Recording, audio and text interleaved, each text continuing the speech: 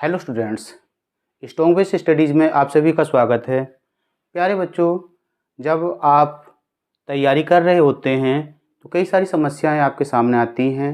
Board परीक्षा की तैयारी चल रही होगी, आपकी बहुत अच्छी तैयारी चल रही होगी, एग्ज़ाम नज़दीक हैं, लेकिन कुछ बच्चे ऐसे हैं जो कहते हैं कि उनको न्यूमेरिकल्स लगाने नहीं आते। उसकी कई वजह हो सकती है।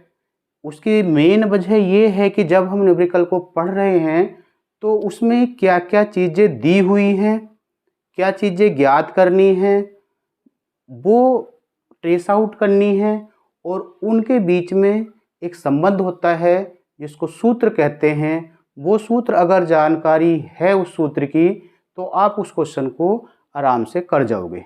कुछ ही क्वेश्चन ऐसे होते हैं जो थोड़ा ट्रिकी होते हैं, जिनमें थोड़ा ट्रिक लगानी पड़ती है या सोचना पड़ता है।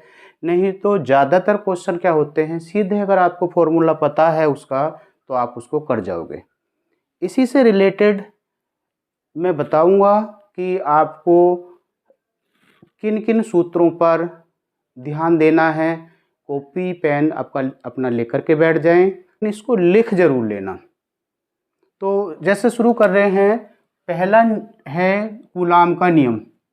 F इक्वल्स होता है 1/4 pi epsilon 0 Q1 Q2 upon R, कि दो आवेशों के बीच लगने वाला बल जो कि एक दूसरे से R दूरी पर है। फिर है वैद्युत क्षेत्र की तीव्रता। E इक्वल्स होता है F अपॉन Q, जहाँ F फोर्स है, Q आवेश है। बिंदु आवेश के कारण वैद्युत क्षेत्र की तीव्रता, बिंदु आवेश के कारण वैद्युत क्षेत्र की तीव्रता E इक्वल्स होता है 1/4 pi epsilon 0 Q upon R। कोई आवेश है, उससे R दूरी पर कितना वैद्युत क्षेत्र होगा उसका फॉर्मूला है ये। वैद्युत द्विध्रुव आघूर्ण क्या है? जब दो एक क्वांटिटी वाले और अपोजिट सिग्न वाले यानी प्लस और माइनस एक से आवेश एक दूसरे से 12 दूरी पर रखे जाते हैं तो उनका जो आघूर्ण होता है P इक्वल्स होता है Q इंटू 12 या Q इंटू इन दोनों के बीच का जो सेपरेशन है, इन दोनों के बीच का जो गैप है उसका गुणनफल के बराबर होता है। वैद्युत द्विध्रुव पर लगा बल युग्म, एक समान वैद्युत क्षेत्र है और उसमें एक वैद्युत द्विध्रुव को रख दिया गया है, और रखने के बाद उसको थीटा कोण पर अगर रखा है तो उस पर एक बल युग्म लगेगा। टो इक्वल्स होता है P क्रॉस E इन वेक्टर फॉर्म, और जब इसको एक्सपेंड करेंगे तो टो इक्वल्स आ जाएगा PE साइन थीटा। वैद्युत द्विध्रुव के कारण वैद्युत क्षेत्र की तीव्रता, दो केस होते हैं इसमें। अक्षीय स्थिति में E इक्वल्स आ जाएगा 1/4 pi epsilon 0 2P upon R cube. निरक्षीय स्थिति में E इक्वल्स होता है 1/4 pi epsilon 0 P upon R की पावर 3। गॉस की प्रमेय कहती है कि किसी भी सरफेस से बद्ध फ्लक्स जो होता है फाई E इक्वल्स होता है 1/एप्सिलॉन 0 और समेशन ऑफ Q। उस पृष्ठ पर कितना आवेश है, कुल आवेश का 1/एप्सिलॉन 0 होता है। इसको सूत्र फॉर्म में ऐसे लिखते हैं। अनंत लंबाई के आवेशित तार के पास, कोई अनंत लंबाई का तार है और उसके पास वैद्युत क्षेत्र की तीव्रता कितनी होगी, उसका फॉर्मूला होता है E equals lambda upon 2 pi epsilon not into R। R दूरी पर वो रखा था, जहाँ लैम्डा इक्वल्स होता है Q अपॉन L, यानी कि रेखीय आवेश घनत्व। Lambda equals Q upon L। फिर है अनंत विस्तार की आवेशित चादर के निकट वैद्युत क्षेत्र की तीव्रता। कोई अनंत विस्तार की कैसी चादर है, आवेशित चादर, तो उसके लिए E इक्वल्स होता है सिग्मा अपॉन 2 एप्सिलॉन 0, जहाँ सिग्मा बराबर होता है Q अपॉन A, यानी कि क्षेत्रीय आवेश घनत्व या क्षेत्रफलीय आवेश घनत्व। फिर है आवेशित चालक प्लेट के निकट, ये चादर थी, ये प्लेट के निकट जो वैद्युत क्षेत्र होगा वो होगा E equals sigma upon epsilon 0। बिंदु आवेश के कारण वैद्युत विभव V इक्वल्स होता है 1/4 pi epsilon 0 Q upon R। वैद्युत द्विध्रुव के कारण वैद्युत विभव, वैद्युत द्विध्रुव के कारण वैद्युत विभव जैसे यहाँ अक्षीय और निरक्षीय स्थिति में था, ऐसे यहाँ अक्षीय स्थिति में होगा V equals 1/4 pi epsilon 0 P upon R square, और निरक्षीय स्थिति में होता है V इक्वल्स 0। इसी तरह से फिर है विभव प्रवणता तथा वैद्युत क्षेत्र की तीव्रता में संबंध। तो E इक्वल्स होता है माइनस dV/dr, यानी कि लंबाई के साथ जो विभव पतन की दर होती है वो होती है माइनस dV/dr, और E हो गया वैद्युत क्षेत्र की तीव्रता। वैद्युत विभव तथा गतिज ऊर्जा में संबंध K इक्वल्स आता है Q इंटू बी, और इलेक्ट्रॉन के केस में इसको इक्वल्स EV भी लिख सकते हैं, क्योंकि इलेक्ट्रॉन पर आवेश होता है E। वैद्युत स्थितिज ऊर्जा U इक्वल्स होती है 1/4 पाई एप्सिलॉन 0 Q1 Q2/R। दो आवेशों के निकाय में जो वैद्युत ऊर्जा होगी वो होती है ये। एक समान वैद्युत क्षेत्र में द्विध्रुव को घुमाने में किया गया कार्य है। मानिए एक समान वैद्युत क्षेत्र है और उसमें वैद्युत द्विध्रुव है, इसको थीटा कोण से घुमा दिया जाता है, तो जो कार्य होगा घुमाने में वो होगा W equals PE1 - cos theta. P वैद्युत द्विध्रुव आघूर्ण है। वैद्युत द्विध्रुव की स्थितिज ऊर्जा, किसी वैद्युत द्विध्रुव की जो स्थितिज ऊर्जा होती है U इक्वल्स होती है माइनस PE cos थीटा। विलगित गोलीय चालक, ये चालक है यानी कि सिंगल तार की बात हो रही है। चालक की धारिता होती है C इक्वल्स 4 पाई एप्सिलॉन 0 इंटू R। चालक को इस तरह से अगर मोड़ दिया गया है और इसका त्रिज्या R है तो धारिता हो जाएगी C इक्वल्स 4 पाई एप्सिलॉन 0 R। समांतर प्लेट संधारित्र की धारिता, समांतर प्लेट संधारित्र जो होता है ये है, जब इसके बीच में जो पदार्थ है पूरी तरह से भरा हुआ होगा तो धारिता C इक्वल्स आ जाएगी K एप्सिलॉन 0 A/D, जहाँ A इन प्लेटों का क्षेत्रफल है, D प्लेटों के बीच की दूरी है। आंशिक रूप से भरे, जिसमें परावैद्युत पदार्थ आंशिक रूप से भरा हुआ है, उस संधारित्र की धारिता C इक्वल्स होती है epsilon 0 A/D - T plus T/K। आंशिक का मतलब है दोनों के बीच का सेपरेशन D था, एक पट्टी इसमें T मोटाई की रख दी जिसका परावैद्युतांक K है, तब इसकी धारिता इतनी हो जाएगी।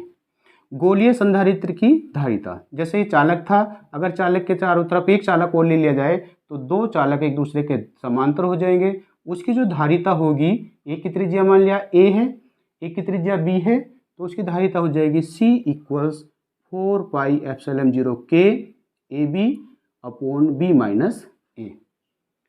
संधारित्रों का संयोजन, संधारित्रों को दो तरह से जोड़ा जा सकता है। श्रेणी क्रम में जो इनका तुल्य धारिता होगी 1/C इक्वल्स आ जाएगा 1/C1 plus 1/C2 plus up to जहाँ तक भी जितने भी संधारित्र हैं अपूर्ण, इस तरह से लिखेंगे। समांतर क्रम में C इक्वल्स आ जाएगा C1 plus C2 plus C3, सीधे सीधे जोड़ लिए जाते हैं। संधारित्र की वैद्युत स्थितिज ऊर्जा, किसी संधारित्र की जो स्थितिज ऊर्जा होती है उसके 3 सूत्र होते हैं। कोई सा भी सूत्र डायरेक्ट अप्लाई करके आप न्यूमेरिकल करेंगे।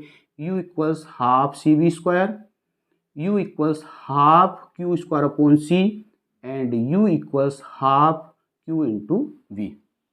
आवेशी संधारित्र की प्लेटों के बीच ऊर्जा घनत्व बहुत ही इंपॉर्टेंट है। जेईई मेंस में कई बार इससे क्वेश्चन पूछा गया है, नीट में कई बार पूछा गया है और बोर्ड एग्जाम में भी पूछा गया है। तो स्मॉल u इक्वल्स होता है हाफ K एप्सिलॉन 0 E² या हाफ एप्सिलॉन 0 E², जहाँ जो E है वो वैद्युत क्षेत्र की तीव्रता है और ये है एप्सिलॉन 0 होता है वायु की वैद्युशीलता या निर्वात की वैद्युशीलता। इसके बाद आता है अनुगमन वेग तथा धारा में संबंध। I बराबर होता है NEA/BD, जहाँ BD अनुगमन वेग है, ये चालक का क्षेत्रफल है, E इलेक्ट्रॉन पर आवेश है, N है number of electron per unit volume of conductor.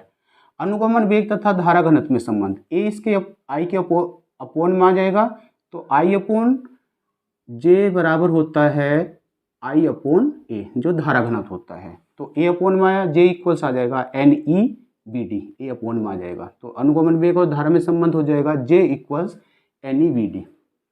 अनुगमन वेग तथा विभवांतर में संबंध, अनुगमन वेग VD इक्वल्स होता है EV/μ/ml। मान लिया कोई चालक है जिसका मास m है, लंबाई l है और टो जो है ये है श्रांति काल। श्रांति काल होता है किन्हीं भी लगातार दो टक्करों के बीच का औसत समय। V वोल्टेज है तो Vd इक्वल्स आ जाएगा, Vd है अनुगमन वेग, Vd equals E into V into tau upon ml। आवेश वाहक की गतिशीलता, ये क्वेश्चन भी बहुत पूछा जाता है यहाँ से। म्यू इक्वल्स होता है Bd अपॉन E, जहाँ Bd अनुगमन वेग है और E है विद्युत क्षेत्र की तीव्रता। विशिष्ट प्रतिरोध रो इक्वल्स होता है RA अपॉन L और या फिर होता है E अपॉन J। तो R है किसी भी चालक का प्रतिरोध, A उसकी मोटाई का क्षेत्रफल है, L उसकी लंबाई है और ये किसी भी धातु के लिए कांस्टेंट होता है। मान लिया एल्यूमिनियम का बहुत मोटा तार है, बारीक तार है, लंबा तार है, छोटा तार है, लेकिन अगर एक ही धातु का तार है तो ये जो विशिष्ट प्रतिरोध है ये सेम रहेगा, कांस्टेंट रहेगा सेम मेटल के लिए। विशिष्ट चालक का चालकता जो होती है विशिष्ट प्रतिरोध की व्युत्क्रम होती है, यानी सिग्मा इक्वल्स 1/रो। वैद्युत परिपथ में व्यय ऊर्जा, किसी भी वैद्युत परिपथ में जो व्यय होती है ऊर्जा, वैद्युत ऊर्जा, वो होती है W बराबर QV। या V को लिख सकते हैं, Q को लिख सकते हैं IT, V को लिख सकते हैं IR तो I स्क्वायर RT, या इसको लिख सकते हैं V square upon R into T। वैद्युत शक्ति बराबर होता है ऊर्जा बटे समय W अपॉन T। इससे ये तीन फॉर्मूले फिर बना लेंगे P के लिए। किसी वैद्युत सेल के लिए, कोई वैद्युत सेल क्या है, किसी रासायनिक ऊर्जा को वैद्युत ऊर्जा में चेंज करता है। तो वैद्युत सेल जैसे मान लिया ये है, इसमें घोल भरा हुआ है और इसका ये है विद्युत वाहक बल। विद्युत वाहक बल सेल पर वो मान होता है जो उसका स्टैंडर्ड, जैसे मान लिया 4 वोल्ट की बैटरी है, 8 वोल्ट की है, 6 वोल्ट की है, 1.5 वोल्ट की है, तो वो उसका ई दिया होता है। उसके बाहर जैसे कोई लोड लगाते हैं तो उस लोड का रेजिस्टेंस हो जाता है कैपिटल R।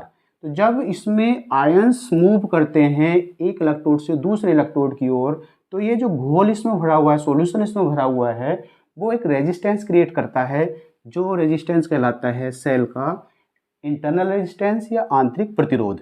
तो इस तरह से सेल का आंतरिक प्रतिरोध R, सेल का विद्युत वाहक बल E कैपिटल R और सेल द्वारा जो धारा प्रवाहित हो रही है उनमें एक संबंध होता है E equals I upon R plus small r। अगर ये सेल किसी लोड से लगा दिया गया है तो लोड का रेजिस्टेंस, लोड के सिरों के बीच का जो विभवांतर वो होता है, विभवांतर होता है V। तो E V I और R में संबंध हो जाएगा E equals V minus I small r। सेलों को तीन तरह से जोड़ा जा सकता है, श्रेणी क्रम में, समांतर क्रम में और मिश्रित क्रम में। मान लिया n सेलों को श्रेणी क्रम में जोड़ रहे हैं तो उसके द्वारा जो धारा प्राप्त होगी I इक्वल्स हो जाएगा NE upon R plus N small r। एक के बाद दूसरा, दूसरे के बाद तीसरा, तीसरे के बाद चौथा, अप टू n तक अगर जोड़ रहे हैं श्रेणी क्रम में एक के बाद एक, तो इस तरह से जो धारा आएगी ये आ जाएगी। समांतर क्रम में n सेल जोड़ रहे हैं, मान लिया एक ऊपर फिर नीचे फिर ऐसे ऐसे, और सबके पहले सिरे एक पर दूसरे सिरे दूसरे पर हैं, तो वो क्रम कहलाता है समांतर क्रम। उस केस में जो धारा आएगी I इक्वल्स आ जाएगी NE upon N capital R plus small r।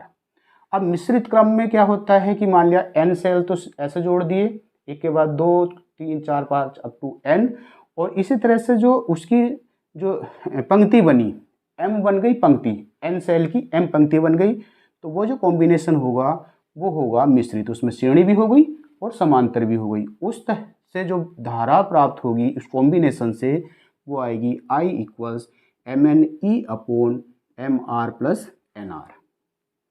इसके बाद आता है व्हीटस्टोन सेतु के लिए। कोई व्हीटस्टोन सेतु का मतलब है कि किसी भी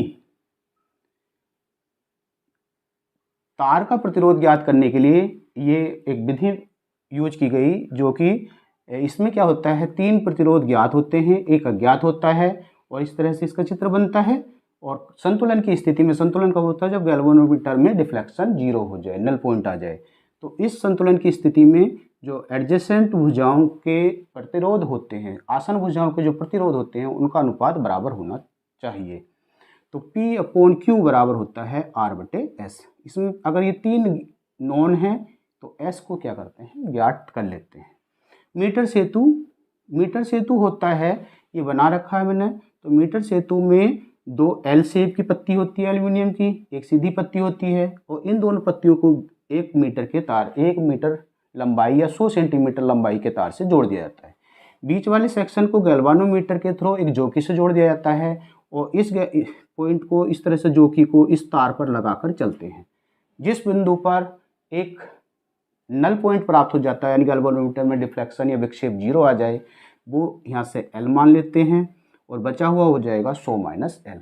इसकी कंपेयर कर देंगे P बटे Q बराबर R बटे S से। तो व्हीटस्टोन सेतु, जो मीटर सेतु है, वो व्हीटस्टोन सेतु के सिद्धांत पर काम करता है।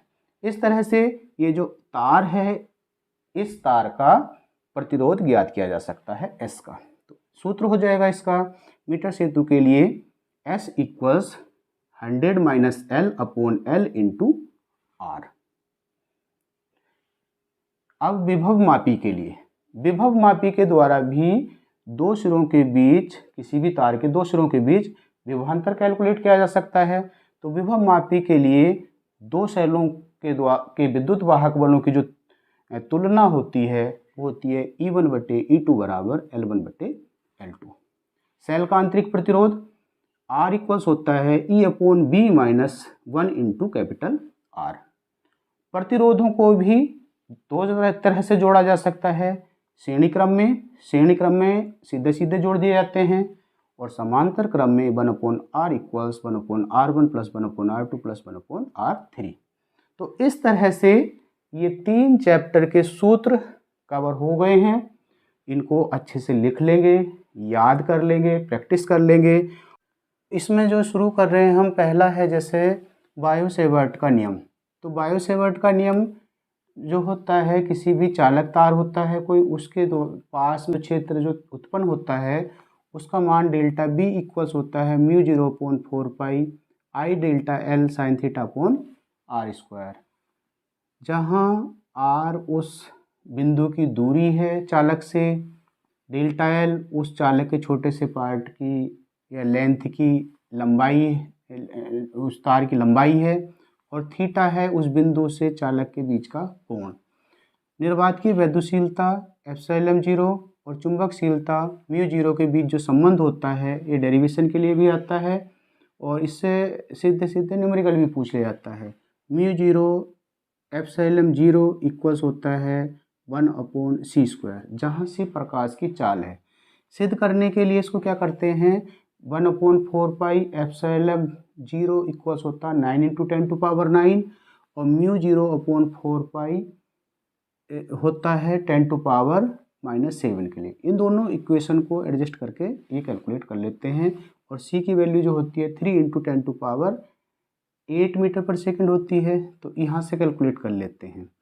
परिमित लंबाई के धारावाही चालक द्वारा उत्पन्न चुंबकीय क्षेत्र, ये कोई चालक है जिसकी लंबाई परिमित है यानी कि फिक्स है, और उसके सेंटर से a दूरी पर एक बिंदु है जहाँ पर चुंबकीय क्षेत्र B जो होता है B बराबर होता है म्यू 0.4 पाई आई अपॉन ए साइन φ1 प्लस साइन φ2। साइन φ1 उस पॉइंट की उधर दोनों कॉर्नर से जो सेंटर से जो कोण है वो है अनंत लंबाई के ऋजुरेखीय धारावाही चालक द्वारा उत्पन्न चुंबकीय क्षेत्र।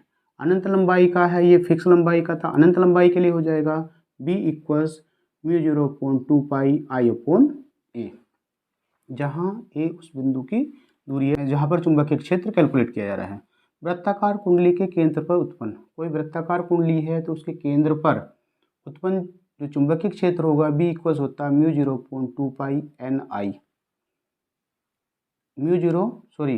B equals mu 0.2 r n i, जहाँ n उसमें फेरों की संख्या है।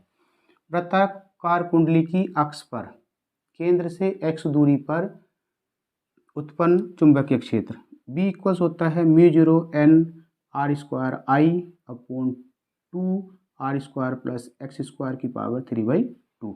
मान लिया कोई कुंडली है, कुंडली के केंद्र से x दूरी पर कोई बिंदु है तो उसके जो सिरे होंगे, ये जो सिरे होंगे, सिरे की जो दूरी होगी और ये जो इसकी रेडियस है, त्रिज्या है, वो है r, ये दूरी x है, इस बिंदु पर कैलकुलेट कर रहे हैं तो ये जो दूरी होगी वो होती है x² प्लस r² की पावर हाफ, और उससे इसको सॉल्व करते हैं, यानी b equals μ0 n r² I/2x² plus r² की पावर 3/2। गतिमान आवेश द्वारा उत्पन्न चुंबकीय क्षेत्र b इक्वल्स होता है μ0.4 पाई QB sin θ/r²। परिनलिका के भीतर उत्पन्न चुंबकीय क्षेत्र b इक्वल्स होता है μ0 ni, या इसको लिख सकते हैं μ0 ni/L, जहाँ L परिनलिका की लंबाई है और n है उसमें फेरों की संख्या, I है परिनलिका में बहने वाली धारा का मान। अनंत लंबाई की परिनलिका के सिरों पर उत्पन्न चुंबकीय क्षेत्र, ये अनंत लंबाई के लिए हो जाएगा b इक्वल्स μ0 ni/2, जहाँ small n per unit length फेरों की संख्या है। चुंबकीय क्षेत्र में गतिमान आवेश पर बल F वेक्टर इक्वल्स होता है q b vector cross multiply b vector, जहाँ b उसकी वेलोसिटी वेग है, b चुंबकीय क्षेत्र है, या इसको लिख सकते हैं F इक्वल्स QVB sin θ। इसी को लॉरेंज फोर्स भी कहते हैं। चुंबकीय क्षेत्र में रखे L लंबाई के चालक पर लगने वाला बल F इक्वल्स होता है IBL sin θ। चुंबकीय क्षेत्र है कोई और उसमें कोई चालक रख दिया गया है जिसकी लंबाई L है, तो उस पर जो फोर्स लगेगा वो होगा IBL sin θ। फिर आता है चुंबकीय क्षेत्र में लंबवत गति करते समय कोई आवेश जब चुंबकीय क्षेत्र में तीन तरह से प्रवेश कर सकता है, लंबवत, क्षेत्र की दिशा में, या किसी कोण पर। तो जब लंबवत गति करता है तो उसका पथ जो हो जाता है वृत्ताकार हो जाता है। अगर किसी कोण पर ना करके सीधे उसी दिशा में चल रहा है चुंबकीय क्षेत्र की दिशा में, तो उसका पथ ऋजुरेखीय हो जाएगा। उन दोनों दिशा को छोड़कर अगर किसी कोण पर गति कर रहा है तो उसका पथ होता है कुंडलिनी या हेलिक्स। तो इस केस में जब वो लंबवत गति करेगा तो उसका वृत्ताकार पथ होगा। उस वृत्ताकार पथ की त्रिज्या r इक्वल्स होती है mb/qb, और mb संवेग है, संवेग को गतिज ऊर्जा में बदलेंगे, जहाँ के गतिज ऊर्जा है, इसको लिखा जा सकता है या √2 mk/qb। परिक्रमण काल उस वृत्तीय पथ में वो इलेक्ट्रॉन या आवेश कितने समय में एक चक्कर पूरा कर रहा है वो होता है परिक्रमण काल, t इक्वल्स 2 पाई m/qb। आवृत्ति आवर्तकाल का उल्टा होता है, व्युत्क्रम होता है, n इक्वल्स आ जाएगा qb/2 पाई m। फिर है धारामापी को एमीटर A में बदलने के लिए प्रयुक्त शंट का प्रतिरोध कितना होता है। तो शंट का प्रतिरोध S इक्वल्स होता है Ig/I माइनस Ig इंटू जी, जहाँ Ig धारामापी में बहने वाली धारा है, I इसकी एमीटर की धारा है या एमीटर का पाठ्यांक है, G है धारामापी का प्रतिरोध। धारामापी क्या होता है, धारामापी सिर्फ विक्षेप पड़ता है, ना तो वो एम्पियर पड़ता है ना वोल्ट पड़ता है, और उसको एमीटर और वोल्टमीटर दोनों में कन्वर्ट किया जा सकता है। एमीटर में कन्वर्ट करने के लिए इसमें एक शंट का मतलब एक पैरेलल मिनिमम रेजिस्टेंस लगाया जाता है। ऐसा इसलिए करते हैं क्योंकि जो आदर्श एमीटर होता है उसका जो प्रतिरोध होता है वो 0 होना चाहिए, और 0 का मतलब है जैसे ही हम पैरेलल में मिनिमम लगाएंगे तो इसका जो इक्विवेलेंट रेजिस्टेंस आएगा उस मिनिमम से भी कम आएगा, यानी हम आदर्श की ओर बढ़ेंगे, इसलिए उसको पैरेलल जोड़ते हैं, समांतर क्रम में जोड़ते हैं। दूसरा है धारामापी को वोल्ट मीटर में बदलने के लिए प्रयुक्त प्रतिरोध। R इक्वल्स होता है V/Ig माइनस जी। B वोल्ट मीटर का पाठ्यांक है, R जो प्रतिरोध जोड़ा है उसका प्रतिरोध है मान है, और G है धारामापी का प्रतिरोध। Ig है धारामापी में बहने वाली धारा। वोल्ट मीटर में बदलने के लिए, क्योंकि आदर्श वोल्ट मीटर जो होता है उसका जो प्रतिरोध होता है अनंत होता है। अनंत का मतलब है अधिकतम हमें प्रतिरोध करना पड़ेगा धारामापी का, और अधिक करने के लिए श्रेणी क्रम में उच्च प्रतिरोध जोड़ते हैं। कब? जब धारामापी को वोल्टमीटर में बदलना हो, जिसकी वैल्यू ये होती है। दो समांतर धारावाही चालकों के बीच लगने वाला बल। दो समांतर धारावाही चालक हैं, उनमें धारा एक दिशा में बह सकती है, विपरीत दिशा में बह सकती है। तो चालक की प्रति एकांक लंबाई पर या चालक की एल लंबाई पर जो बल लगता है F/L इक्वल्स होता है μ0.2 पाई I1 I2 अपॉन R, जहाँ I1 I2 दोनों चालकों में बहने वाली धारा है, R दोनों के बीच का डिस्टेंस है या सेपरेशन है। चुंबकीय क्षेत्र में धारावाही कुंडली पर लगने वाला बल युग्म तो इक्वल्स होता है NIAB, जहाँ N नंबर ऑफ फेरों की संख्या है, I कुंडली में बहने वाली धारा है, A क्षेत्रफल है और B चुंबकीय क्षेत्र है। एम्पीयर का परिपथीय नियम। एम्पीयर का परिपथीय नियम ये कहता है किसी भी चुंबकीय क्षेत्र तथा उसमें रखे किसी चालक के लंबाई का अदिश गुणन का जो रेखीय समाकलन है वो μ0 इंटू I के बराबर होता है, अर्थात B.dl का रेखीय समाकलन बराबर μ0 इंटू I, जो कि उस चालक में प्रवाहित धारा के मान को बताता है। पृथ्वी के चुंबकत्व के लिए पृथ्वी को एक चुंबक माना गया है, बड़ा चुंबक माना गया है, और पृथ्वी के चुंबकत्व के 3 घटक या अवयव हैं। पहला है नतिकोण, दिक्पात कोण और पृथ्वी के चुंबकीय क्षेत्र का क्षैतिज घटक यानी थीटा, अल्फा, एच। इसमें जो पृथ्वी का चुंबकीय क्षेत्र है उसके 2 घटक होंगे, एच यानी कि उसका क्षैतिज घटक, बी यानी कि उसका ऊर्ध्व घटक। तो इसका जो परिणामी चुंबकीय क्षेत्र होता है बी ई इक्वल्स होता है √h² प्लस b²। और जो दिशा होती है, दिशा tan थीटा इक्वल्स होती है b/h। यहाँ से एक न्यूमेरिकल जरूर बनता है, कोई एक मान दे देगा या दूसरा मान पूछ लेगा, जहाँ थीटा क्या है, नतिकोण। नतिकोण का मतलब है कि जब दिक् सूचक सुई को इस तरह से फ्रीली हम लेंगे तो वो क्षैतिज नहीं रहती हमेशा, वो क्या है, एक साइड थोड़ी झुक जाती है। जितना ये झुकती है उसी कोण को कहते हैं नतिकोण, एंगल ऑफ डिप। दिक्पात कोण ये है कि जो चुंबकीय यामोत्तर है और भूगोलिक यामोत्तर है उनके बीच में जो कोण बनता है वो कहलाता है दिक्पात कोण। क्षैतिज घटक पृथ्वी के चुंबकीय क्षेत्र का क्षैतिज घटक H है। फिर आता है चुंबकीय फ्लक्स। चुंबकीय फ्लक्स फाई इक्वल्स होता है वेक्टर B.dA वेक्टर या B.dA कोस थीटा। किसी कुंडली में प्रेरित विद्युत वाहक बल। विद्युत चुंबकीय प्रेरण में क्या होता है, जब कुंडली और चुंबक के बीच सापेक्ष गति कराई जाती है, फैराडे ने ये स्टडी किया था, फैराडे का प्रथम नियम भी है ये।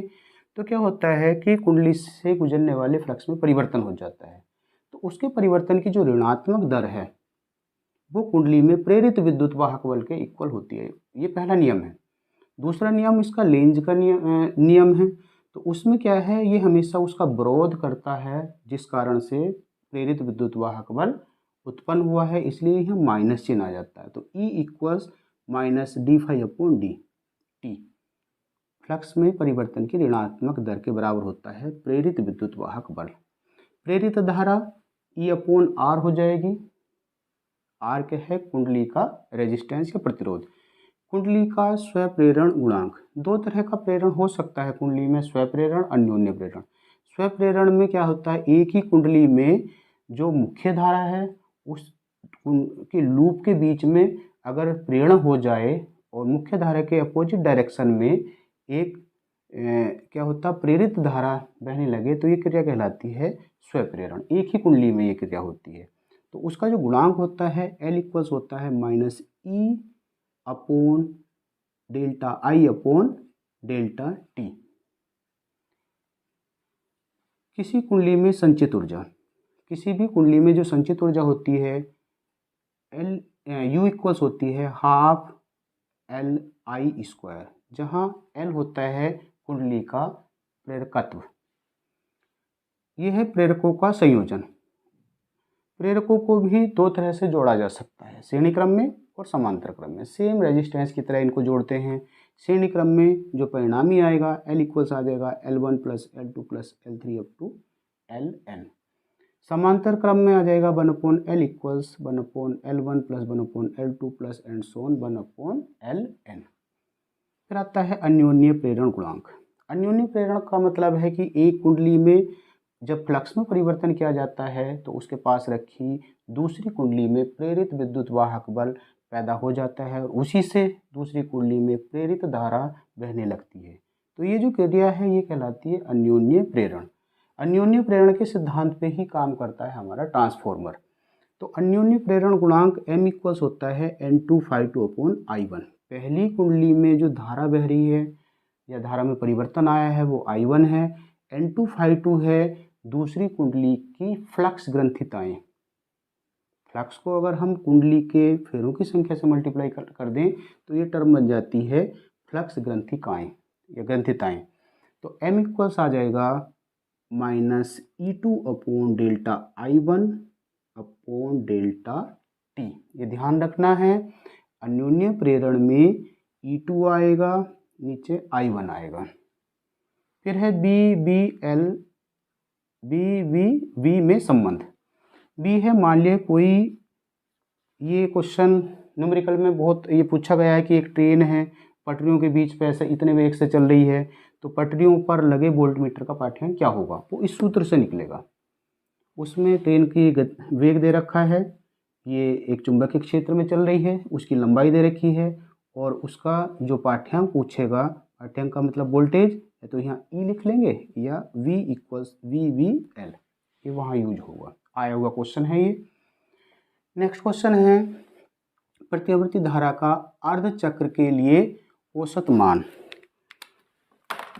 तो जो प्रतिवर्ती धारा है वो इस तरह से होती है, एक साइकिल के रूप में चलती है, तो एक ये साइकिल और ये दोनों मिलकर के पूर्ण साइकिल बनाती है। तो अर्ध साइकिल के लिए जो इसका औसत मान होगा IM M4 मीन इक्वल्स हो जाएगा 2I0/पाई या 0.637 I0। I0 की वैल्यू होती है एक दिशा में अधिकतम जितनी धारा जा रही है या धारा का आयाम या एम्पलीट्यूड I0 होगी। प्रतिवर्ती धारा या AC का वर्ग माध्य मूल मान IRMS इक्वल्स होता है I0/√2। इसको सोल्व करके लिखते हैं 0.707 I0। फिर आता है प्रेरण प्रतिघात। तो इसको समझ लेंगे, मान लिया कि हमारे पास 3 तरह के परिपथ हो सकते हैं, R परिपथ, L परिपथ और C परिपथ। R का मतलब है जहाँ प्योर रेजिस्टिव हो, L का मतलब है जहाँ प्योर कुंडली हो और C का मतलब जहाँ प्योर क्या हो, कैपेसिटर हो। तो धारा जो होगी, धारा और रेजिस्टेंस R हमेशा एक ही दिशा में होंगे या इनके बीच में कोई कलांतर नहीं होगा, दोनों एक ही कला में होंगे। ये जो होता है, ये अगर VL हम यहाँ ले लें, यहाँ BC ले लें और यहाँ आ जाए VR, तो तीनों में ये आ गया वोल्टेज। तो इनका जो परिणामी आएगा, अब ये हो सकता है कि तीनों को एक एक करके ले लें, R परिपथ, L परिपथ, C परिपथ, या कॉम्बिनेशन 2 का, कोई 2 का, फिर कॉम्बिनेशन 3 का, LCR का। तो BL जो होता है, BL BR से 90 अंश अग्रगामी होता है और जो BC जो होता है BR से 90 अंश पश्चगामी होता है। या धारा से ये 90 अंश अग्रगामी होता है या धारा से ये 90 अंश पश्चगामी होता है। जैसे मान लिया ये है L C और ये आया R और ये आया AC सोर्स, ये आया L C और R। तो इसके सिरों के बीच जो वोल्टेज होगा वो VL होगा, यहाँ BC होगा, यहाँ होगा BR। तो इसमें LR परिपथ के लिए पहले तो देख लेंगे प्रेरण प्रतिघात। जिस तरह से प्योर रेजिस्टेंस के लिए R होता है, इसी तरह से कुंडली के केस में जो प्रतिरोध होगा उसको कहते हैं प्रेरण प्रतिघात। XL बराबर होता है ω L। ओमेगा को 2 पाई एफ भी लिख सकते हैं, तो एक्सएल को 2 पाई एफ एल भी लिख सकते हैं। देख लेंगे कि हमें दिया हुआ क्या है। अगर एफ दिया हुआ है तो फिर हम एफ में भी इसको खोल देंगे। धारितीय प्रतिघात एक्स सी बराबर होता है 1/ओमेगा सी। ओमेगा को फिर 2 पाई एफ में बदल सकते हैं। फिर आया एल आर परिपथ। एल का मतलब है ये नहीं है, ये दोनों हैं, तो इसमें परिणामी वोल्टेज क्या होगा। परिणामी वोल्टेज V इक्वल्स आ जाएगा √BR² प्लस BL², यानी कि ये समकोण त्रिभुज हो गया और इसका जो परिणामी होगा, परिणामी की दिशा ये होगी और V इक्वल्स आ जाएगा इस तरह से। इसी तरह से जो प्रतिबाधा है, तो इन दोनों के उसमें प्रतिबाधा का मतलब है इन दोनों के परिणामी प्रतिरोध कहना चाहिए एक तरह से, इम्पीडेंस। Z इक्वल्स आ जाएगा √ इसको VR को लिख सकते हैं IR, VL को लिख सकते हैं IXL, I कॉमन आएगा, B के अपोन में आ जाएगा, वो Z बन जाएगा और अंदर बच जाएगा R² प्लस XL²। XL को ओमेगा L भी लिखा जा सकता है। परिणामी वोल्टेज की दिशा जो होगी, मान लिया जैसे परिणामी वोल्टेज ये है, तो इसकी जो दिशा होगी इसको कहेंगे फाई, इसकी दिशा होगी फाई। तो tan फाई इक्वल्स आ जाएगा BL XL/R या VL/BR, क्योंकि ये BL हो जाएगा, ये हो जाएगा BR। RC परिपथ में अब मान लिया ये परिपथ नहीं है, L परिपथ, R और C परिपथ है, तो परिणामी वोल्टेज आ जाएगा V equals √BR² plus BC²। प्रतिबाधा Z इक्वल्स आ जाएगा √R² प्लस XC²। XC को 1/ओमेगा C लिख सकते हैं। परिणामी की दिशा आ जाएगी tan फाई इक्वल्स BC/। अब परिणामी इस दिशा में होगा, तो परिणामी की दिशा आ जाएगी tan फाई इक्वल्स BC/, ये लंब बटे आधार ये होगा, तो BC/VR या XC/R। LC परिपथ बहुत इंपॉर्टेंट परिपथ है। यहाँ से जो अनुनादी फ्रीक्वेंसी है वो उससे क्वेश्चन बनता है। तो LC परिपथ में परिणामी वोल्टेज हो जाएगा B बराबर VL डिफरेंस या अंतर BC। ये दोनों एक ही डायरेक्शन में, अपोजिट डायरेक्शन में है, एक ही लाइन पर हैं, तो इन दोनों का जो परिणामी आएगा इन दोनों के अंतर के बराबर आएगा। तो इसलिए BL बराबर आएगा B बराबर आएगा BL डिफरेंस या अंतर BC। प्रतिबाधा I BL को IXL लिख सकते हैं, BC को IXC लिख सकते हैं। I कॉमन लिया, अपोन में आया, तो XL माइनस XC इसका प्रतिबाधा आ जाएगा। फिर आता है LCR। LCR का मतलब जो तीनों हैं परिपथ में, तो इस परिपथ के लिए परिणामी वोल्टेज आ जाएगा V equals √BL minus BC का होल स्क्वायर प्लस BR का स्क्वायर। इन दोनों का परिणामी अगर हम एक दिशा में देखें तो ऊपर की ओर आ जाएगा BL माइनस BC, क्योंकि ये पॉजिटिव की तरफ ले रहे हैं, ये नेगेटिव की तरफ, तो BL माइनस BC और ये आया VR, तो इस तरह से BL माइनस BC BR। फिर परिणामी B बराबर इतना आ जाएगा। प्रतिबाधा इसमें से I कॉमन लेंगे, XL XC R, तो इस तरह से Z बराबर आ जाएगा √XL माइनस XC का whole square plus R²। XL और XC को ओमेगा के पदों में भी लिखा जा सकता है। परिणामी वोल्टेज की दिशा फिर हो जाएगी VL माइनस BC/VR, या इसको लिख सकते हैं XL माइनस XC/R। अनुनादी फ्रीक्वेंसी, ऐसी कंडीशन में जब XL XC के बराबर हो जाए तो क्या होगा, ये अनुनादी की स्थिति में बड़े आयाम से कंपन होगा। उस कंडीशन में जो बड़े आयाम से कंपन होगा, जो अनुनाद की स्थिति होगी, उस समय उसकी फ्रीक्वेंसी क्या होती है, उसका सूत्र पूछा जाता है, डेरिवेशन भी इसका आता है। FR इक्वल्स होता है 1/2 पाई √1/LC। इसको करने का तरीका ये है, XL बराबर XC लिखेंगे। XL बराबर XC लिखने के बाद XL को लिखा जा सकता है 2 पाई FL और बराबर 1/2 पाई FC। बस F को FR कर देंगे क्योंकि स्पेशल कंडीशन हो गई, R फॉर रिजोनेंस, और एडजस्ट करके ये आसानी से प्राप्त हो जाएगा। फिर आता है औसत शक्ति क्षय। औसत शक्ति क्षय जो होता है वो होता है VRMS into IRMS into cos phi, जहाँ cos फाई क्या है, पावर फैक्टर या शक्ति गुणांक है, जिसकी वैल्यू होती है शक्ति गुणांक cos फाई इक्वल्स होता है R/Z। Z का मतलब है प्रतिबाधा या इम्पीडेंस। फिर ट्रांसफार्मर में एक होता है परिणमन अनुपात आर से डिनोट किया जाता है, स्मॉल आर से, और ये इक्वल्स होता है NS upon NP equals ES upon EP equals IP upon IS, जहाँ NS दूसरी कुंडली में, ट्रांसफार्मर में दो कुंडली होती है, प्राथमिक और द्वितीयक। प्राथमिक को लिखते हैं P से और द्वितीयक को लिखते हैं सेकेंडरी यानी S से। तो दूसरी कुंडली में फेरों की संख्या बटे पहली कुंडली में फेरों की संख्या, दूसरी कुंडली में प्रेरित विद्युत वाहक बल अपॉन पहली कुंडली में प्रेरित विद्युत वाहक बल, या पहली कुंडली में प्रेरित धारा अपॉन दूसरी कुंडली में प्रेरित धारा। अगर R की वैल्यू ग्रेटर देन 1 है तो ट्रांसफार्मर ऊंचाई होगा, अगर R की वैल्यू लेस देन 1 है, 1 से कम है, तो ट्रांसफार्मर क्या होगा, अपचाई होगा। मैक्सवेल की समीकरणें। तो मैक्सवेल की समीकरणें पहले तो ये पता होना चाहिए कि है किसके लिए। ये हैं विद्युत चुंबकीय तरंगों के लिए। जब कोई आवेश एक्सेलरेटेड या त्वरित गति करता है तो वो दोनों तरह के क्षेत्र पैदा करता है, एक तो चुंबकीय क्षेत्र और एक वैद्युत क्षेत्र, और दोनों के मिलने से एक जो तरंग बनती है वो बन जाती है विद्युत चुंबकीय तरंग।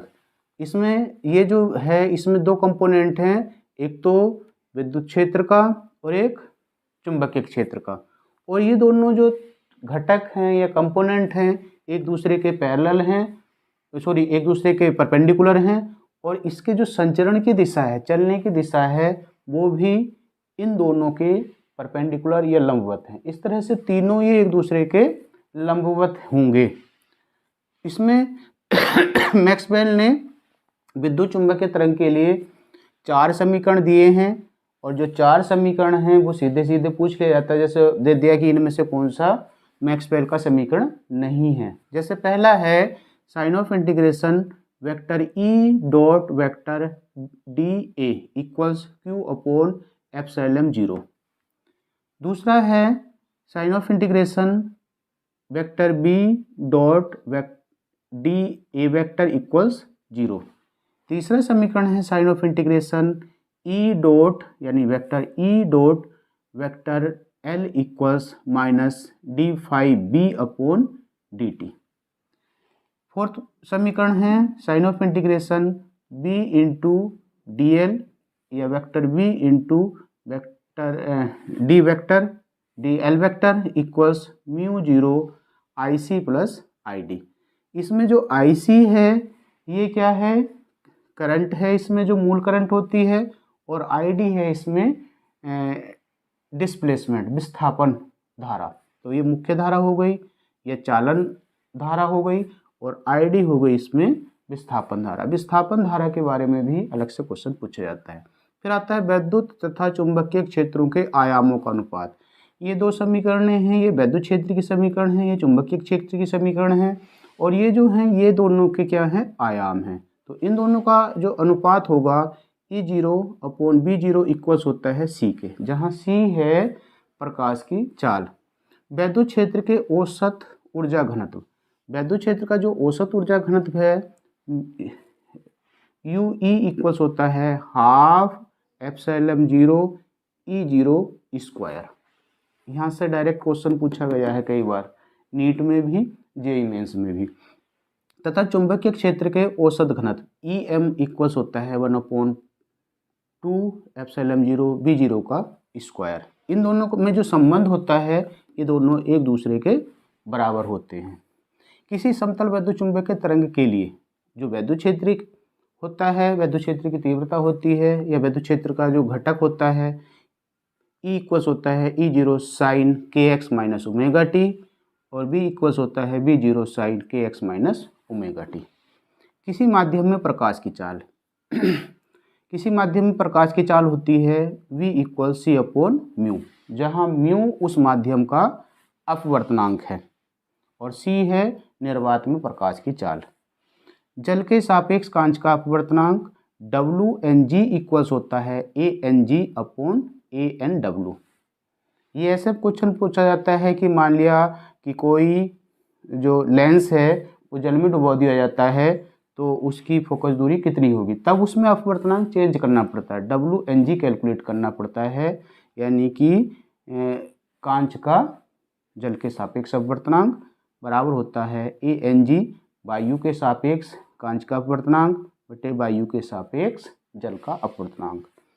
यदि किन्हीं दो माध्यमों में प्रकाश की चाल v1 v2 तथा तरंग दैर्ध्य λ1 λ2 हो तो इनमें जो संबंध होता है वो होता है v1 बटे v2 बराबर λ1 बटे λ2 या n2/n1। n2/n1 है को लिख सकते हैं 1n2।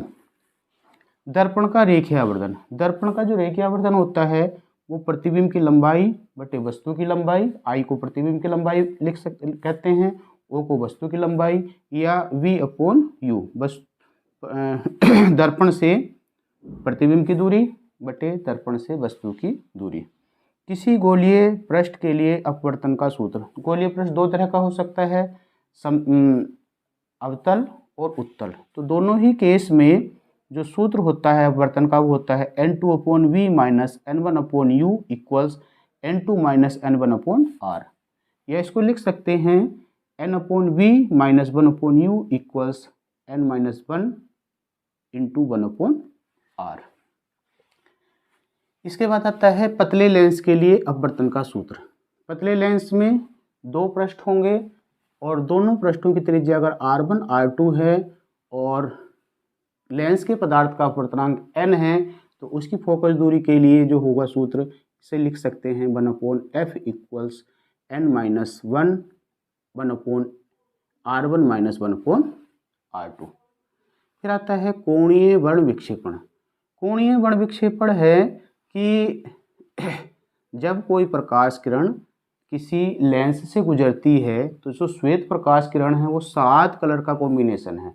सबसे ज़्यादा वेवलेंथ होती है रेड की और सबसे कम होती है वॉयलेट की, और इन दोनों के बीच में मध्य रेंज जो होती है वो होती है येलो की।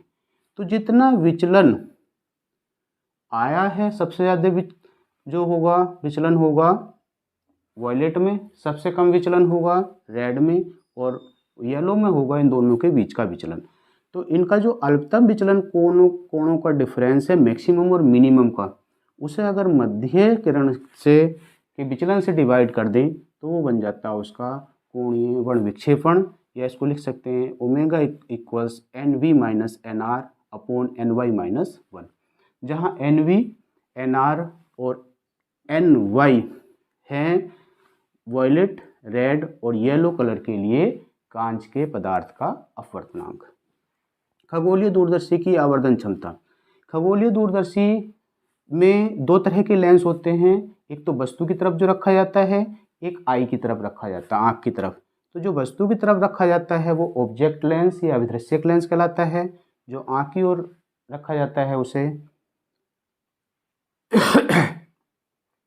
जो आँख की तरफ रखा जाता है उसे नेत्रिका या आई लेंस कहते हैं। इसकी आवर्धन क्षमता के लिए दो कंडीशन हैं। पहला है जब अंतिम प्रतिबिंब अनंत पर बना हो।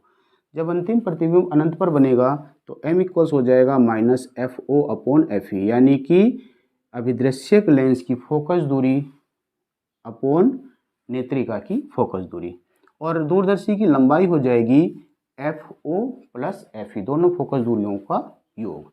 जब अंतिम प्रतिबिंब स्पष्ट दृष्टि की न्यूनतम दूरी D पर बना हो तो m इक्वल्स हो जाएगा minus FO upon FE bracket में 1 प्लस FE अपॉन D, और दूरदर्शी की लंबाई हो जाएगी F0 प्लस या FO प्लस FE। संयुक्त सूक्ष्मदर्शी की आवर्धन क्षमता। संयुक्त सूक्ष्मदर्शी में भी दो लेंस होते हैं, उत्तल लेंस, और जो वस्तु की तरफ रखा जाता है वो लेंस छोटे आर्मेचर का होता है या छोटी त्रिज्या का होता है, और जो आँख की तरफ रखा जाता है वो बड़ी त्रिज्या या बड़ी फोकस दूरी का होता है। तो इसके लिए भी आवर्धन क्षमता के लिए दो केस हैं। पहला है जब अंतिम प्रतिबिंब अनंत पर बना हो, m इक्वल्स होगा minus V0 upon U0 D upon FE, और इसकी लंबाई हो जाएगी BO प्लस FE। जब अंतिम प्रतिबिंब स्पष्ट दृष्टि की न्यूनतम दूरी D पर बना हो, m इक्वल्स आ जाएगा minus VGO upon UO bracket में 1 प्लस D अपॉन FE, और लंबाई हो जाएगी BO प्लस UE। अपवर्तनांक तथा क्रांति कोण में संबंध। क्रांति कोण और अपवर्तनांक में संबंध होता है 1n2 इक्वल्स 1/sin c, जहाँ 1 विरल माध्यम के लिए अपवर्तनांक विरल माध्यम के लिए है और 2 है सघन माध्यम के लिए। अब क्रांति कोण होता क्या है?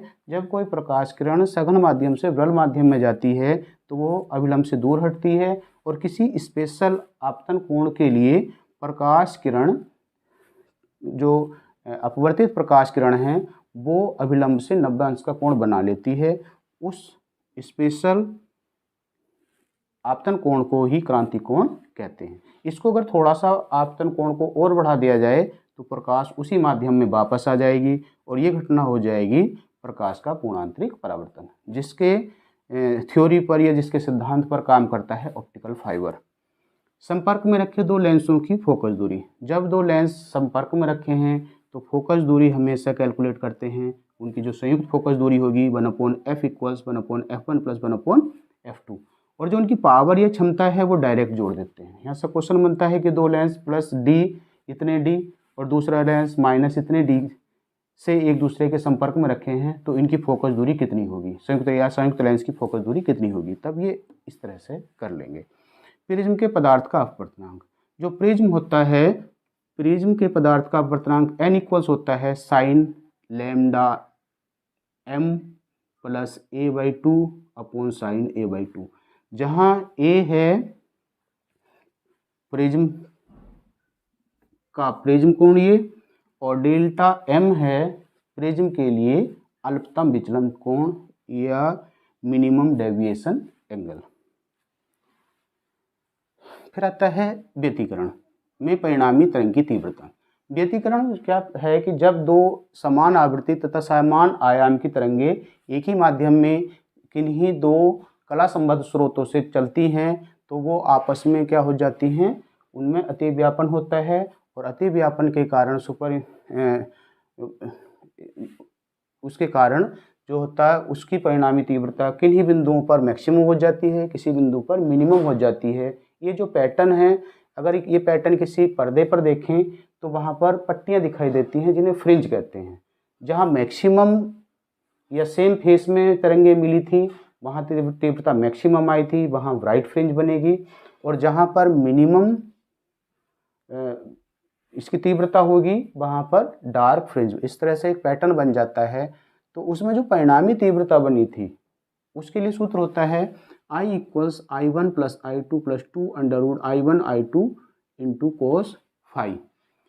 इन दोनों के बीच में पथांतर भी होगा, कलांतर भी होगा। तो कलांतर तथा पथांतर में जो अंतर होता है डेल्टा फाई इक्वल्स होता है 2 pi upon lambda into delta x. ये कलांतर है और डेल्टा एक्स है पथांतर। किसी n अपवर्तनांक के माध्यम में तरंग दैर्ध्य, अगर कोई माध्यम है उसका अपवर्तनांक n है तो लैम्डा डैश इक्वल्स आ जाएगा लैम्डा अपॉन n, जहाँ लैम्डा उसकी वायु में तरंग दैर्ध्य है। इसमें व्यतिकरण दो तरह का हो सकता है, संपोषी व्यतिकरण और विनाशी व्यतिकरण। संपोषी व्यतिकरण का मतलब है जब सेम फेस में दोनों तरंगें मिल जाएं तो क्या होगा, आयाम ज़्यादा हो जाएगा और आयाम ज़्यादा होने से उस परिणामी तरंग की तीव्रता अधिकतम हो जाएगी। तो इसमें जो परिणामी तीव्रता होगी संपोषी में डेल्टा एक्स इक्वल्स होती है m लैम्डा, जहाँ m 0 1 2 3 2 सो ऑन, और जो I होगी वो होगी मैक्सिमम और I की वैल्यू हो जाएगी कि a1 प्लस a2 का होल स्क्वायर, जहाँ a1 a2 दोनों तरंगों के आयाम हैं। विनाशी व्यतिकरण में जो परिणामी तीव्रता होगी परिणामी तीव्रता के लिए ये होता है, और विनाशी व्यतिकरण के लिए कंडीशन है 2m माइनस 1 लैम्डा अपॉन 2, जहाँ m होगा 1 2 3। और इस केस में विनाशी व्यतिकरण के केस में जो तीव्रता होगी वो मिनिमम होगी, और मिनिमम का मतलब है I मिनिमम इक्वल्स के एक नियतांक है, a1 डिफरेंस या अंतर a2 का होल स्क्वायर। यहाँ से एक न्यूमेरिकल क्वेश्चन बहुत बनता है, लगभग हर साल आता है। इन दोनों में I मैक्सिमम और I मिनिमम का जो रेशियो होगा ये हो जाएगा। यहाँ से इसमें या तो परिणामी आयाम पूछ लेता है या a1 a2 पूछ लेगा, या a1 a2 दे दिया I मैक्स और I मिन का अनुपात पूछ लेता है। फिर आता है केंद्रीय फ्रिंज से दीप्त फ्रिंज की दूरी। केंद्रीय फ्रिंज जो होगी उससे दीप्त फ्रिंज की यानी कि ब्राइट फ्रिंज की जो दूरी है वो होता है X M equals M D lambda upon D, जहाँ डी कैपिटल जो है वो पर्दे के और सोर्स के बीच की दूरी है, और जो स्मॉल डी है वो दोनों जो कोहेरेंट सोर्स हैं या कला संबद्ध स्रोत हैं उनके बीच की दूरी है। फ्रिंज की कोणीय चौड़ाई, कोणीय चौड़ाई थीटा इक्वल्स होता है लैम्डा अपॉन डी। एकल झिर्री द्वारा प्रकाश का विवर्तन, विवर्तन है जब कोई प्रकाश किरण छोटे छोटे एंगल से या किसी भी ऑब्स्टेकल से टकरा करके मुड़ जाता है, मुड़ने की क्रिया कहलाती है विवर्तन। और जो ऑब्स्टेकल होना चाहिए, अवरोध होना चाहिए, उसकी जो रेंज होनी चाहिए प्रकाश की तरंग दैर्ध्य के रेंज के लगभग बराबर होनी चाहिए। जो हमारे कमरों में डायरेक्ट प्रकाश ना आते हुए भी रोशनी रहती है तो वो उदाहरण है विवर्तन का। इसमें भी एक पैटर्न बनता है पर्दे पर, अगर इसको देखा जाए तो उच्चिष्ट आएगा फिर निम्निष्ट, इस तरह से होते चले जाते हैं दोनों साइड। तो इसमें एकल झिर्री द्वारा, एकल झिर्री का मतलब कोई एक छिद्र है बारीक, उसके द्वारा प्रकाश का जो विवर्तन है उसके लिए ये कंडीशन है। निम्निष्टों की स्थिति, जो निम्निष्ट होंगे e sine theta equals plus minus m lambda, जहाँ ई है स्लिट की चौड़ाई। उच्चिष्टों के लिए ई साइन थीटा इक्वल्स आ जाएगा plus minus 2m + 1/2 into lambda. केंद्रीय उच्चिष्ट की कोणीय चौड़ाई, केंद्रीय उच्चिष्ट जो होता है इस तरह से ऐसे, तो ये केंद्रीय उच्चिष्ट जो आएगा उसकी चौड़ाई आ जाएगी 2 थीटा इक्वल्स लैम्डा अपॉन ई। केंद्रीय उच्चिष्ट की रेखीय चौड़ाई आ जाएगी 2x equal 2 lambda upon E into F, जहाँ एफ उत्तल लेंस की फोकस दूरी है। मेलस नियम, I इक्वल्स होता है I0 कोस स्क्वायर थीटा या फाई। ये I जो है ये है I निर्गत प्रकाश की तीव्रता, I0 है आपतित प्रकाश की तीव्रता। मेलस नियम है किसके लिए? प्रकाश के ध्रुवण के लिए। जब कोई प्रकाश, साधारण प्रकाश जो होता है वो सभी दिशाओं में चलता है, उसमें दोनों कंपोनेंट होते हैं अनुदैर्ध्य और अनुप्रस्थ, यानी वो सभी दिशाओं में समान रूप से चलता है इस तरह से। तो ये जो होता है ये साधारण प्रकाश हो गया। जब इसे किसी टूरमैलिन क्रिस्टल से गुजारते हैं तो इसमें एक कंपोनेंट क्या हो जाता है, हट जाता है और एक कंपोनेंट को रोक लिया जाता है। उसके बाद जो प्रकाश निकलता है उसकी एक दिशा होगी, एक कंपोनेंट रोक लिया और वो एक दिशिक होगा, और उसी को कहते हैं पोलराइजेशन ऑफ लाइट या प्रकाश का ध्रुवण। तो प्रकाश के ध्रुवण के लिए मेलिस ने एक नियम दिया था, जो प्रकाश निकला है उसकी तीव्रता होगी I और जो उस पर एंटर हुआ था उसकी होगी I0। उनके बीच में संबंध है। और थीटा है, इसमें दो तरह के वो होते हैं पोलराइजर, एक तो होता है पोलराइज करने वाला, एक उसको एनालाइज करने वाला। तो उन दोनों के बीच का कोण होता है थीटा। ब्रूस्टर का नियम पोलराइजेशन के लिए या ध्रुवण के लिए ब्रूस्टर ने दिया था n इक्वल्स 10 IP, जहाँ IP है एंगल ऑफ पोलराइजेशन या ध्रुवण कोण। ध्रुवण कोण IP तथा अपवर्तन कोण R में संबंध, एक IP + R इक्वल्स होता है 90। फोटोन का गतिज द्रव्यमान m इक्वल्स होता है h/c² या h/c लैम्डा। आइंस्टीन का द्रव्यमान समीकरण होता है E = mc², और प्लांक्स थ्योरी के आधार पर फोटोन की जो ऊर्जा होती है वो होती है E = hν। दोनों की तुलना करने पर ये आ जाता है। द्वि ब्रोगली तरंग की तरंग दैर्ध्य, द्वि ब्रोगली तरंग होती है द्रव्य तरंग या मैटर वेव, उसके लिए लैम्डा इक्वल्स होता है h/p, जहाँ p संवेग है, h/mv।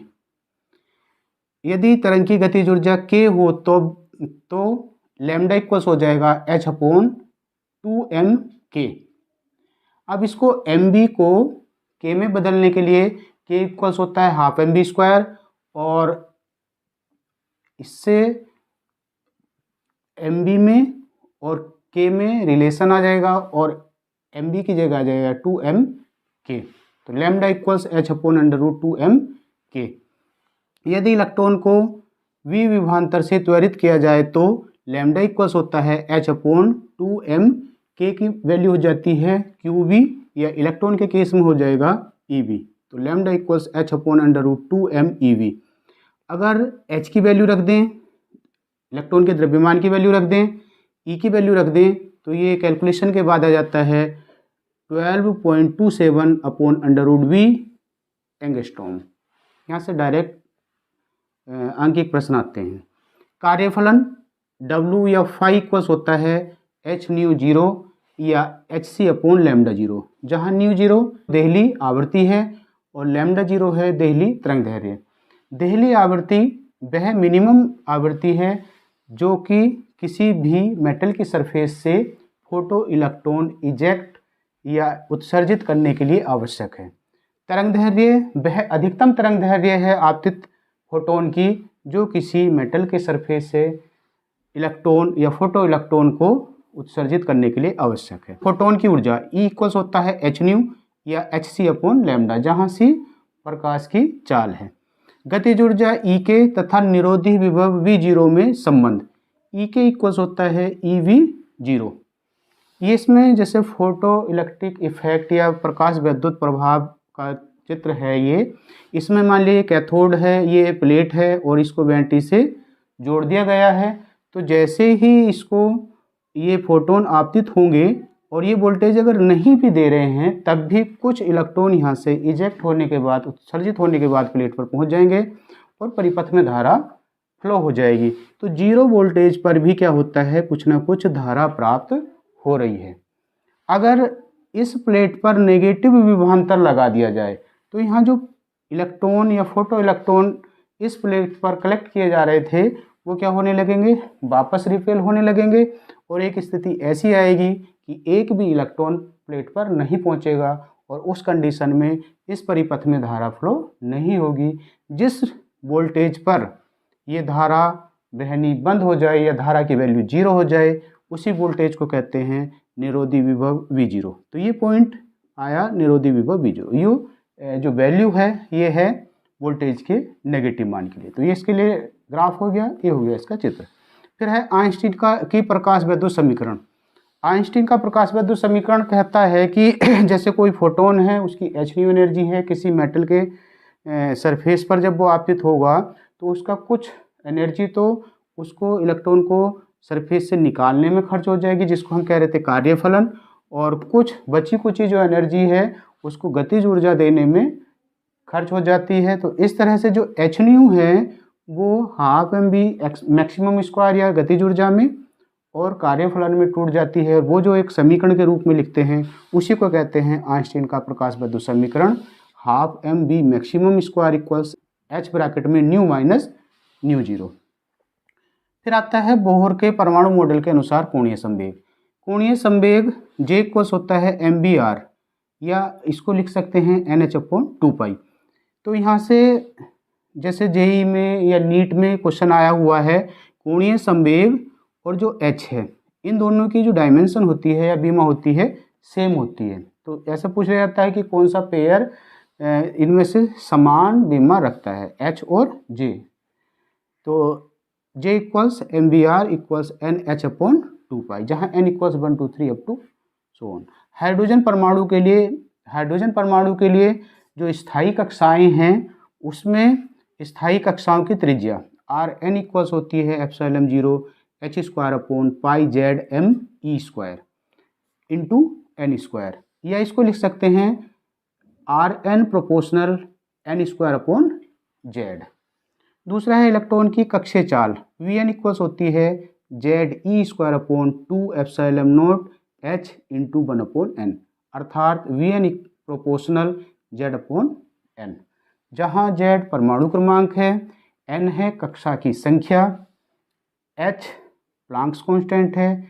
स्थायी कक्षा की ऊर्जा En इक्वल्स होता है -me⁴ z²/8ε² into h² into 1/n², या इसको लिख सकते हैं En प्रोपोर्शनल यानी Nv कक्षा की ऊर्जा प्रोपोर्शनल आ जाएगा z²/n²। हाइड्रोजन परमाणु की Nv स्थायी कक्षा में इलेक्ट्रॉन की ऊर्जा En इक्वल्स होता है -rhc/n²। R की जो रिडवर्क कांस्टेंट है, H प्लांक कांस्टेंट है, C प्रकाश की चाल है, N कक्षा की संख्या है, इन सब की वैल्यू अगर रख दी जाए तो ये बनता है -13.6 upon n square electron volt, जहाँ r की वैल्यू ये इतनी होती है, h की वैल्यू ये होती है। फिर आता है आयनन विभव। आयनन विभव वह मिनिमम विभव है जो किसी इलेक्ट्रॉन को उसकी ऑर्बिट से निकालने के लिए आवश्यक है। तो V इक्वल्स होता है delta E upon small e। Delta E दोनों कक्षाओं के बीच का ऊर्जा अंतराल और E है इलेक्ट्रॉन पर आवेश। नाभिक की त्रिज्या, नाभिक की त्रिज्या R इक्वल्स होती है R0 a पावर 1/3, जहां R0 एक नियतांक है जिसकी वैल्यू होती है 1.2 × 10⁻⁻15 मीटर। रेडियोएक्टिव परमाणुओं के विघटन के लिए, जो रेडियोएक्टिव परमाणु होते हैं तो उनके विघटन के लिए वो उनका ऑटोमेटिक विघटन होता रहता है, उसमें से अल्फा बीटा गामा कण निकलते रहते हैं। तो उनके लिए होता है n इक्वल्स n0 e⁻λT, जहाँ n है विघटन के बाद अवशेष मात्रा, n0 उसकी प्रारंभिक मात्रा है और लैम्डा है क्षय नियतांक। अर्धायु एवं क्षय नियतांक में संबंध, अर्धायु को कहीं t से लिखते हैं कहीं t हाफ से लिखते हैं, तो t हाफ इक्वल्स होता है 0.6931 अपॉन लैम्डा। औसत आयु टो तथा अर्ध आयु टी हाफ में संबंध, तो टो इक्वल्स होता है 1.44 टी हाफ। नाभिक की बंधन ऊर्जा, नाभिक की बंधन ऊर्जा को दो तरह से कैलकुलेट कर सकते हैं। जो द्रव्यमान क्षति है डेल्टा एम, यदि किलोग्राम में दे रखी है तो डेल्टा एम किलोग्राम में देने के बाद यह आ जाता है delta e equals delta m into c square, kilogram के केस में, जहाँ सी प्रकाश की चाल है। यदि mass defect m AMU atomic mass unit में दे रखा है तो नाभिक की बंधन ऊर्जा डेल्टा ई इक्वल्स होती है 931 MeV mega electron volt into delta M, जहाँ डेल्टा एम द्रव्यमान क्षति है। 1 AMU इक्वल्स होता है 1.66 इंटू 10⁻⁻27 kg, और 1 AMU की जो एनर्जी में वैल्यू होती है वो होती है 931 MeV। हाइड्रोजन स्पेक्ट्रम में श्रेणियाँ, जो हाइड्रोजन सदृश्य परमाणु हैं उनके स्पेक्ट्रम में 5 श्रेणियाँ प्राप्त होती हैं। Lyman, Balmer, Paschen, Brackett, Pfund. इनका जो सीक्वेंस है यही है लाइमन, वामर, पाश्चन, ब्रैकेट, फुंड। जो लाइमन है वो अल्ट्रावायलेट या पराबैंगनी क्षेत्र में पाई जाती हैं, जो वामर हैं विजिबल या दृश्य भाग में, और ये जो बादकी हैं पाश्चन, ब्रैकेट, फुंड, ये इंफ्रारेड या अवरक्त भाग में पड़ती हैं। तो ये पूछ लिया जाता है एक नंबर में किस भाग से ये पहुँचती है। फिर दूसरा, ये प्राप्त कैसे होती हैं, जब भी कोई इलेक्ट्रॉनीय कक्षाएं दे रखी हैं 1 2 3, ये जो एनर्जी गैप है ये कम होता जाएगा, पहले दो के बीच में ज़्यादा है फिर कम होगा फिर कम होगा, अप टू इन्फिनिटी तक बहुत कम होता जाएगा। तो इसमें जब कोई इलेक्ट्रॉन किसी भी कक्षा से, चाहे वो दूसरी तीसरी अप टू इन्फिनिटी किसी भी कक्षा से पहली कक्षा में आएगा, तो इस तरह से जो सीरीज बनेगी ये सीरीज बन जाएगी लाइमन सीरीज। इसी तरह से अगर कोई इलेक्ट्रॉन तीसरी चौथी पांचवी अप टू इन्फिनिटी कक्षा से दूसरी कक्षा में आएगा तो वो वामर सीरीज बन जाएगी। तीसरी कक्षा में अगर इलेक्ट्रॉन अपर इलेक्ट्रॉन कक्षाओं से आ रहा है तो पाश्चन, और चौथी कक्षा में अगर पहुंच रहा है n=4 में अपर कक्षाओं से ऊपर वाली कक्षाओं से तो ब्रैकेट, और पांचवी में पहुंच रहा है ऊपर वाली कक्षाओं से अप टू इन्फिनिटी से तो वो बन जाएगी फुंड श्रेणी। फिर आता है नाभ के विखंडन तथा नाभ के श्रृंखला अभिक्रिया। जो नाभ के विखंडन है दो तरह से होता है, एक तो नेचुरली होता है, एक होता है आर्टिफिशियली।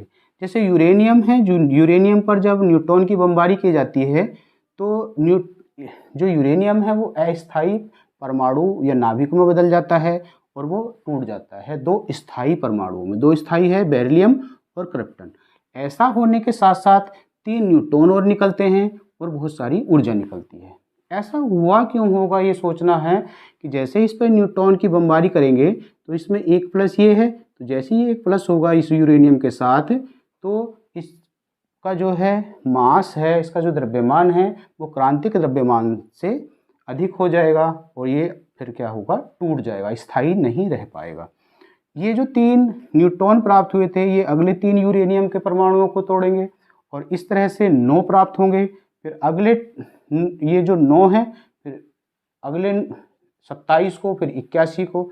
इस तरह से एक चेन बन जाती है, एक श्रृंखला बन जाती है 1, 3, 9, 27, 81। तो ये कहलाती है श्रृंखला अभिक्रिया।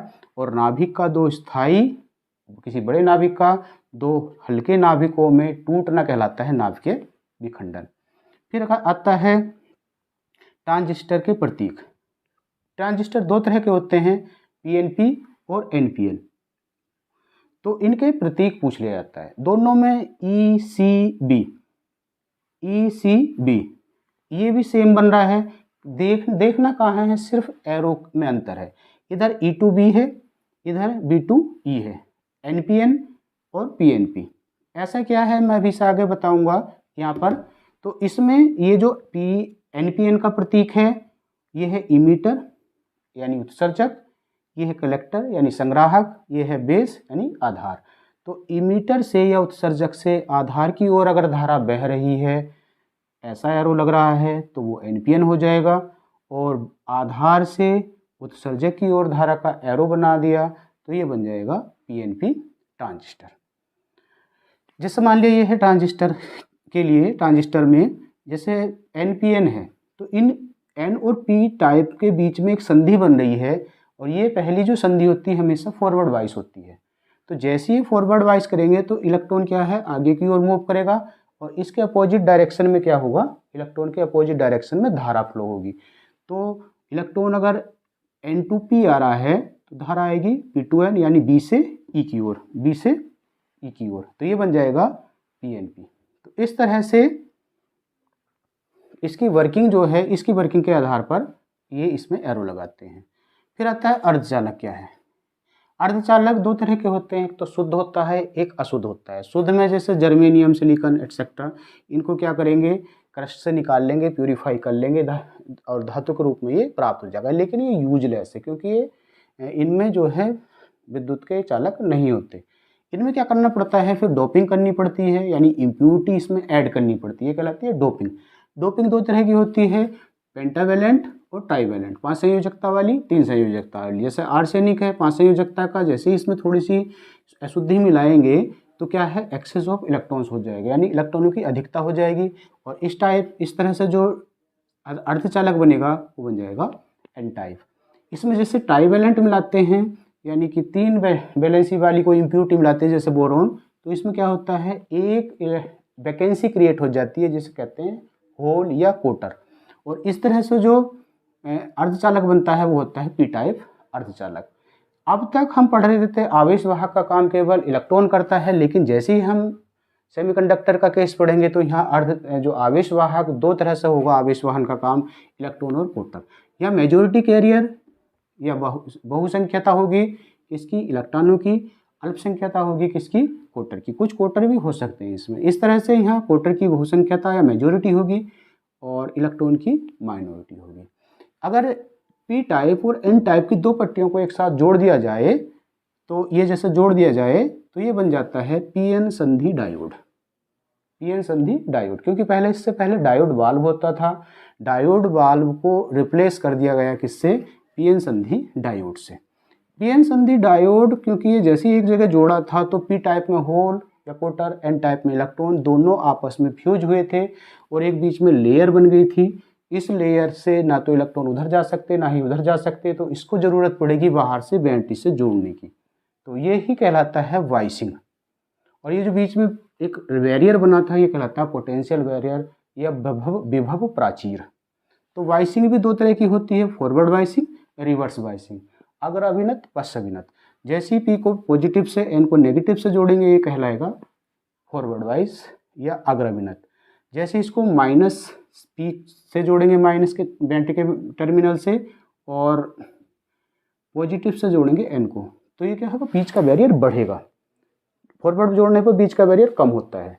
तो दोनों ही कंडीशन में ये वर्क करता है, फॉरवर्ड वाइज में भी रिवर्स वाइज में। ये फॉरवर्ड वाइज के लिए दिखाया है, ये रिवर्स वाइज के लिए दिखाया है। रिवर्स वाइज में जब जंक्शन डायोड काम करता है उसका स्पेशल नाम हो जाता है जेनर डायोड। क्या हो जाता है ये, जेनर डायोड। इसका यूज क्या है? पीएन जंक्शन डायोड का यूज है दिष्टकारी के रूप में, रेक्टिफायर के रूप में। रेक्टिफायर क्या है कि एसी को डीसी में बदलना। मान लिया एसी है और इसके रास्ते में क्या रख दिया, एक पीएन जंक्शन डायोड रख दिया, तो किस में बदल देगा ये? डीसी में। दो तरह से बदल सकता है, अर्धदिष्टकारी, पूर्ण तरंग दिष्टकारी। अर्ध तरंग दिष्टकारी में ये जो साइकिल है ये पॉजिटिव हाफ साइकिल मान लेते हैं, ये नेगेटिव हाफ साइकिल मान लेते हैं। जैसे ही पॉजिटिव हाफ साइकिल पी पर जाएगी तो ये फॉरवर्ड वाइस हो जाएगा, और फॉरवर्ड वाइस होने के बाद जो जंक्शन डायोड है ये कंडक्ट हो जाएगा और हमें क्या होगा, आउटपुट मिलेगा डीसी के रूप में। इसी तरह से जैसे ही नेगेटिव हाफ साइकिल जाएगी तो ये क्या हो जाएगा, रिवर्स बाइस हो जाएगा। बीच का जो पोटेंशियल बैरियर था वो बहुत ज़्यादा बढ़ जाएगा, और एक कंडीशन ऐसी आएगी कि ये जो जंक्शन डायोड है ये ब्लॉक हो जाएगा और आउटपुट नहीं मिलेगा, यानी परिपथ में धारा नहीं बहेगी। तो यहाँ इसमें आउटपुट नहीं मिला। नेक्स्ट पॉजिटिव हाफ साइकिल के लिए फिर प्रोसेस वही होगा कि फॉरवर्ड वाइस कंडक्ट और आउटपुट हमें मिल गया। तो इस तरह से केवल आधी तरंग का ही दिष्टकरण हो रहा है, केवल आधी तरंग के लिए ही आउटपुट मिल रहा है, इसलिए कहलाता है अर्ध तरंग दिष्टकारी। पूर्ण तरंग दिष्टकारी में क्या होता है कि इसमें दो डायोड लगा देते हैं, D1 D2, और यहाँ से ये एसी इनपुट हो गया, और ये जो टी पॉइंट है ये पॉइंट कहलाता है विभव विभाजक पॉइंट। ये इस पॉजिटिव नेगेटिव हाफ साइकिल को क्या करता है, दो भागों में काट देता है। अल्टीमेटली एक साथ पॉजिटिव हाफ साइकिल D1 पर जाएगी, नेगेटिव हाफ साइकिल D2 पर जाएगी।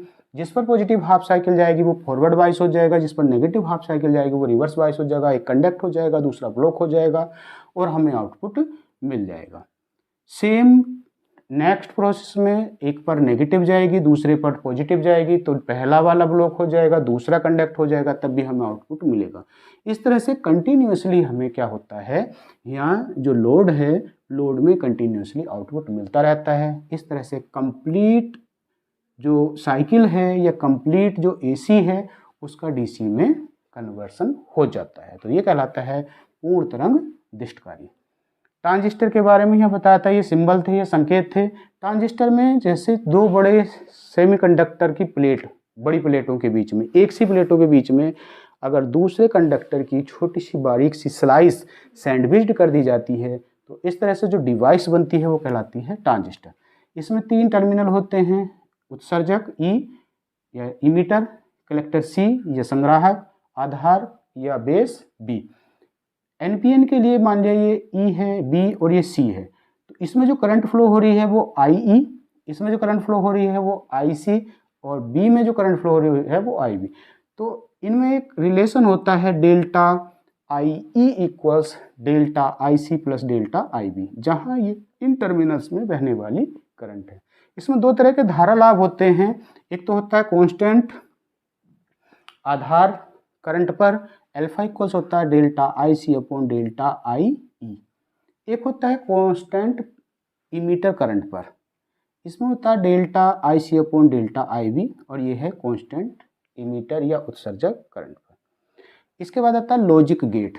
लॉजिक गेट ये जो है कंप्यूटर के हार्डवेयर होते हैं, और जो हमारे पास डिजिटल दो तरह के सिग्नल होते हैं, एनालॉग सिग्नल, कंटिन्यूस सिग्नल होता है, और एक होता है डिजिटल सिग्नल। एनालॉग सिग्नल में हमें सोर्स जो मिलता है वो लो भी मिलता है, हाई भी मिलता है, और इसका एक एवरेज वैल्यू भी मिलती है एनालॉग सिस्टम में, और कंटिन्यूस होता है। लेकिन जो डिजिटल सिग्नल होता है या तो हमें पूरी तरह से वो स्क्रीन मिलेगी, चाहे पूरी तरह से वो बंद होगी, यानी कि या तो 0 मिलेगा या हाई के लिए 1 मिलेगा, 0 1 0 1 0 1 0 को हम लिख सकते हैं, 0 को ऑफ भी लिखते हैं, 1 को ऑन लिखते हैं। तो ये जो पूरा सिस्टम है लॉजिक गेट का वो डिजिटल सिग्नल पर काम करता है। जैसा मैं बोल रहा हूँ तो ये क्या है, ये कोड में कन्वर्ट होगा। ये जो सिग्नल है मैं जो बोल रहा हूँ ये वॉइस है एनालॉग सिग्नल। एनालॉग सिग्नल को क्या होगा, डिजिटल सिग्नल में कोई जो डिवाइस मेरे माइक के रूप में यूज हो रही, तो इसमें क्या है, एनालॉग टू क्या है, डिजिटल सिग्नल कन्वर्टर लगे हुए हैं, और ये कन्वर्ट कर देगा किसमें, कोड में।